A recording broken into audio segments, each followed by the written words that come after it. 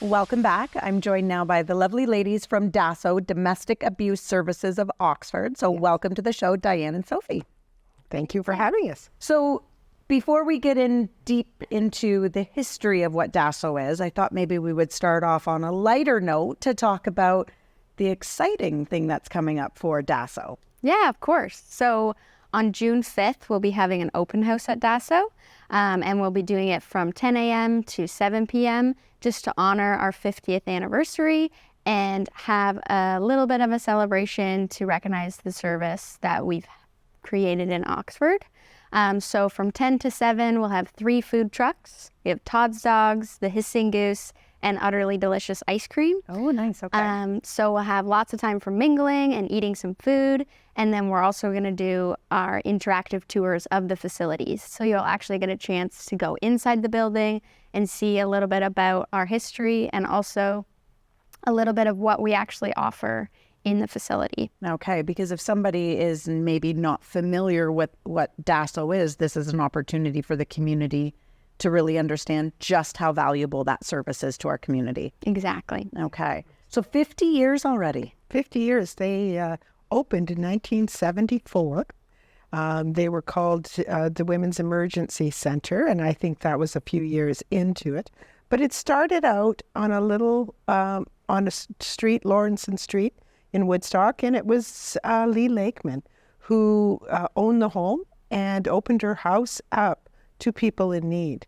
So women would come to her and she would open her home and invite them in and keep them safe. And as word grew, more women came. And then over the years, they did receive some small amount of money from the Canada Mortgage and Housing to be able to purchase another home in Woodstock, also on a smaller street. And it was a 10-room home that they were offering services for women. Wow. Most of the time through Lawrenson, there was no funding. They just did it out of their own pocket and helped through neighborhoods.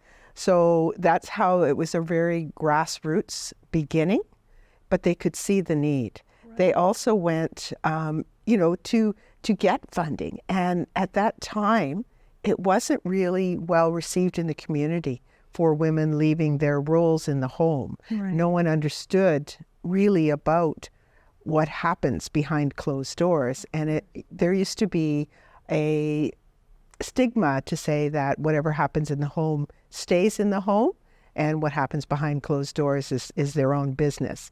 Through some very strong female leaders that we had in the day, that changed and opened up the doors to what we are now. Right. I have had your organization on the show multiple times. I have personally known people to use your services.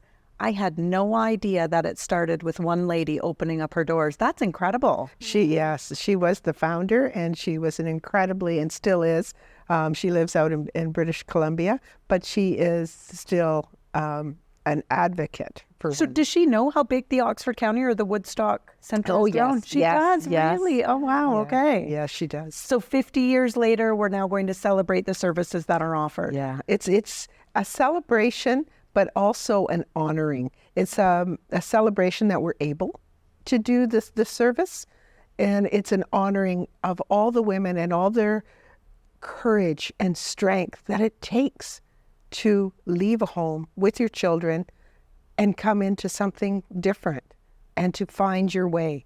Right. It's As quite a fresh start. Yeah, it's quite humbling to realize how many women have come through the service. Of course. You know, and I mentioned obviously offset that I'm blown away that this service is still needed in 2024.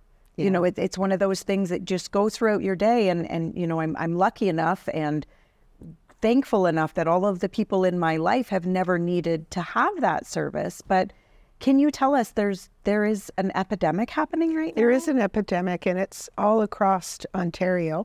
There are municipalities who are declaring it an epidemic.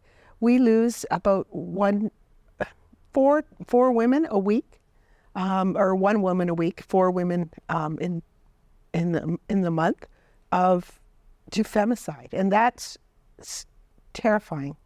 It's absolutely terrifying, and we just can't keep going on like this. So it is an epidemic. You do know about the Renfrew inquest. That's where 3 women were murdered by the same man. And there was an inquest. There's been many inquests into women who have been murdered by their intimate partners. So that's what started the epidemic conversation. One of the recommendations, the first one, is to declare an epidemic. Women are dying. Women are dying weekly. Wow. And it has to stop. So the idea of the open house is, of course, to let the community celebrate with you everything that DASO has been able to bring in terms of support.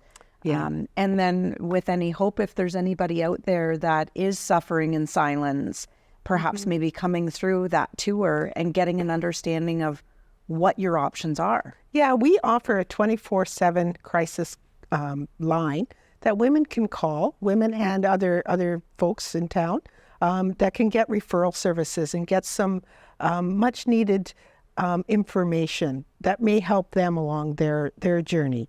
And then women can also come into the shelter if they choose to, and if there's room, and they can get counseling and they can get help with housing applications. They can have assistance with child rearing and help, with all the different services that women and everyone has to navigate to start them on the path. Right. So there's lots of things that we can offer, and just having an ear and a shoulder is the first and foremost. And someone that understands what they're going through. Right. And be able to know that there is help. They don't have to do this blindly, and you're going to walk them through step by step how they can start that new life. Absolutely. Okay, so the open house is Wednesday, June 5th, 10 a.m. to 7 p.m. Is it a registration required or just pop in? Nope. Okay. So it's a free event. Anyone can come. We are going to be doing confidentiality agreements just before you go into the tour, as we need to recognize the services that we do give and the people that we're helping with the services. It's important to keep those confidentiality and just have that agreement. But other than that, the food trucks are free to anyone to come, and then the proceeds will be donated back to DASO. Oh, that's incredible. Mm-hmm. Well, I wish you much success on your the open house, and obviously your fundraising going forward. And thank you both for everything you provide to our community. Thank you so much. We're going to take a short break. We'll be right back.